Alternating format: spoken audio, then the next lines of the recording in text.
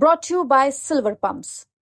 Top quality और consistent performance के लिए सिर्फ सिल्वर पंप्स नाम याद रखना। मुख्यमंत्री जी ने जो भरोसा दिया उसमें टाइम जो वादा किया था उसको निभाना चाहिए। नरेश जेल में है, बाकी के सारे मुलजिमों की बेल हो गई है और सेम फुटिंग पे सेम केस होते हुए नरेश आज जेल में है, जिसका हमको और उनके कार्यकर्ताओं को सबको दुख है। क्योंकि नरेश ये जो मुकदमा है तात्कालिक परिस्थितियां और राजनीतिक कारणों से ये दर्ज हुआ और उसके बाद में उसको डिटेन किया, चूँकि ऑलरेडी 166 में वो कस्टडी में था और कस्टडी के दौरान जो रात को आगजनी और वारदात जो हुई है, किसी भी गवाह ने स्पेसिफिक नरेश पे कोई आरोप आक्षेप ही नहीं लगाया कि नरेश के ने मेरे फला चीज़ की मारी। जो 67 का इवेंट है, आज भी माननीय न्यायालय के समक्ष एक एक बयानों को दोबारा से उन्होंने कोर्ट की क्वेरी थी तो उस पर स्पष्ट कर दिया।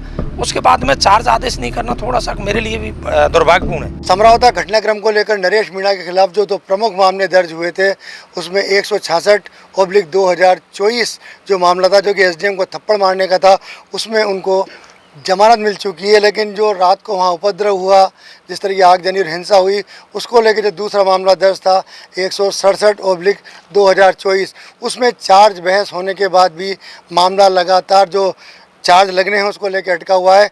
आज भी यहाँ नरेश मीणा की पेशी थी, उनको आना था, चार्ज लगाए जाने थे, लेकिन आज भी वही हालात हुए हैं कि तारीख पर तारीख और तारीख पर तारीख। आज हमारे साथ बातचीत करने के लिए मौजूद हैं उनके वकील फतेह राम जी मीणा। देखिए वकील साहब, क्या हालात हो रहे हैं, आखिर क्या स्थिति बनी हुई है? देखो, इस बारे में स्पष्ट रूप से अगर आदेशिका माननीय न्यायालय की देखें तो उसमें क्लियर कट है कि हमारी ओर से चार्ज बहस 19/4 को हो चुकी थी और हमारी तरफ से चार्ज बहस होने के उपरांत पीपी साहब की भी चार्ज बहस हो गई थी। चूँकि तत्कालीन समय में माननीय न्यायाधिपति का ट्रांसफ़र हो गया, उसके बाद में नए न्यायाधीश महोदय आए हैं, उसके बाद में भी हमारी 20/5 को चार्ज बहस हो गई थी और उसके बाद में पीपी साहब ने भी चार्ज बहस कर ली।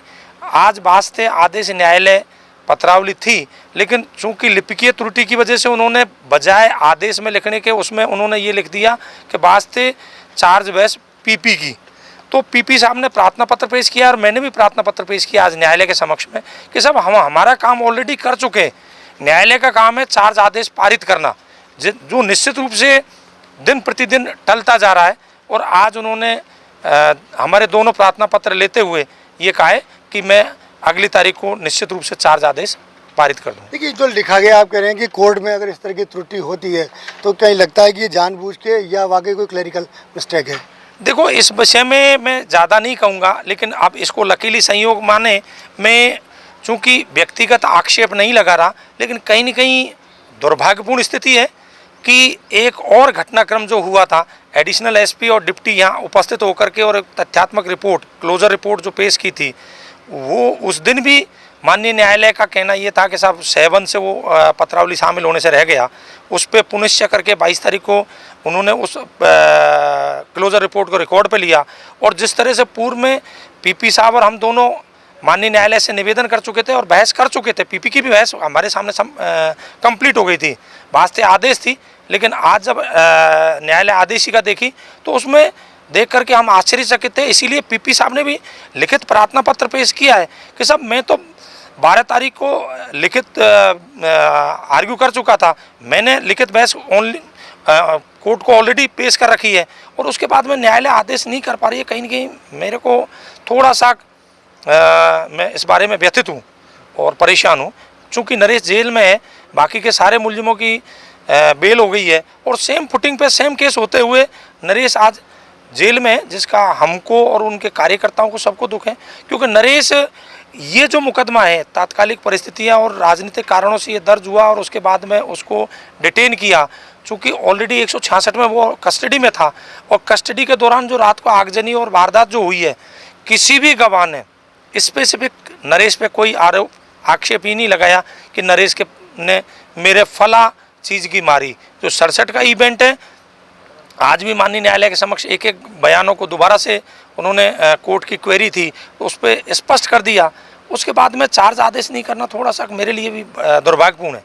देखिए, 7.5 महीने हो गए उनको जेल के अंदर नरेश जी को, अब फिर एक नई तारीख मिली है। आखिर क्या तारीख मिली है पूरी? देखो, तारीख अभी 9 जुलाई दी है और निश्चित रूप से हम ये आदेशिका और जो प्रार्थना पत्र पीपी साहब ने और मैंने पेश किया है उनकी नकल लेकर के और माननीय उच्च न्यायालय के समक्ष जाएंगे और वहाँ उचित गुहार करेंगे कि इस तरह से हमारे पार्ट पर जो बेटर हम कर सकते थे, हमने हमारा रोल प्ले किया, उसके बाद में न्यायालय आदेश नहीं आ रहा तो उसके लिए हम रेस्पॉन्सिबल नहीं है। चूँकि हम जुडिशियल कस्टडी में हैं तो हमारा इसी ग्राउंड पे बेल का राइट है। चूँकि 66 में बेल ऑलरेडी हो गई तो उस स्थिति में उससे बेटर फुटिंग पे केस है और सारे मुलजिम इसमें बेल आउट है, तो माननीय न्यायालय के समक्ष हम आवेदन करेंगे। देखिए, ये जो धीमी न्यायिक प्रक्रिया है इसको लेके आज आप डीजे साहब तक पहुँचे हैं।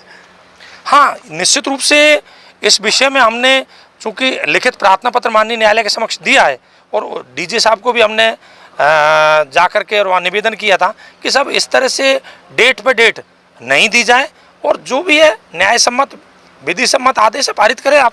जब हमारी चार्ज बहस 2.5 महीने पहले हो चुकी थी, उसके बाद में आज दिन तक चार्ज आदेश नहीं आ रहा, ये दुर्भाग्यपूर्ण स्थिति है और मैं निश्चित रूप से व्यथित हूँ। देखिए, क्योंकि अब 9 तारीख आ गई है, 9 तारीख मिल गई है, तो लगता है कि 9 तारीख को इस बारे में कुछ न कुछ फैसला आएगा, चार्ज उन पर लगेंगे, उसके बाद फिर क्या प्रक्रिया रहने वाली है? देखो, ये चीज़ें ऑलरेडी हमने अडॉप्ट कर रखा है। आज इनकी आदेशिका और जो दोनों प्रार्थना पत्र उनकी नकल लेकर के हम माननीय उच्च न्यायालय के समक्ष जाएंगे और उसको देखेंगे। देखिए, इस तरह का लोग कह रहे हैं कि क्योंकि 2 बार बेल एप्लीकेशन हाई कोर्ट से खारिज हो चुकी है, तो अब जो बेल एप्लीकेशन के लिए, जमानत के लिए सुप्रीम कोर्ट जाना पड़ेगा, क्या ये सही है? कानून क्या कह रहा है इसके अंदर? देखो, सुप्रीम कोर्ट की आवश्यकता इसलिए नहीं है क्योंकि सारे मुलजिमों की बेल यहाँ से हो गई, इवन दो 1-2 एंटीसिपेटरी बेल भी हो गई थी और कुछ की डीजे के यहाँ से हो गई थी 17-18 की। तो उस स्थिति में सिमिलर फुटिंग पे अगर केस है, चूँकि स्टेज चेंज नहीं हुई थी इसलिए उस टाइम पे बेल रिजेक्ट हुई थी और अब निश्चित रूप से जैसे ही चार्ज की स्टेज है, क्योंकि लॉन्ग कस्टडी हो गई, 7 महीने हो गए, तो उस स्थिति में बदली हुई परिस्थिति में माननीय उच्च न्यायालय बेल देगा, ऐसा हमको उम्मीद है। देखिए, जो सीएम साहब ने वादा किया था उसको लेकर लग रहा है कि कोई गति मिल रही है या सबको ढीला ढाला चल रहा है मामला? देखो, उस विषय में सीएम साहब के वादे के और उनके आपस के कन्वर्सेशन के बारे में तो इनके परिजन और जो डेलीगेशन था वो बता पाएगा, क्योंकि न्यायिक प्रक्रिया का वो पार्ट नहीं है। लेकिन जो मुआवजा मिला और जो बाकी की चीज़ें हैं और अनुसंधान अधिकारी के द्वारा जो क्लोजर रिपोर्ट है, जो 167 में जो पेंडिंग अनुसंधान था वो क्लोज करके और उसमें जो नामजद आरोपी थे उनका नाम पृथक हो गया, तो कहीं न कहीं ये चीज़ें तो दिख रही है। और सरकार को भी एक गुड गवर्नेंस का पार्ट है कि अगर कोई सडन प्रोवोकेशन में कोई प्रक्रिया हो गई तो उसको निश्चित रूप से जनहानि न हो, जनमानस के फेवर में सरकार को और न्यायालय को काम करना चाहिए।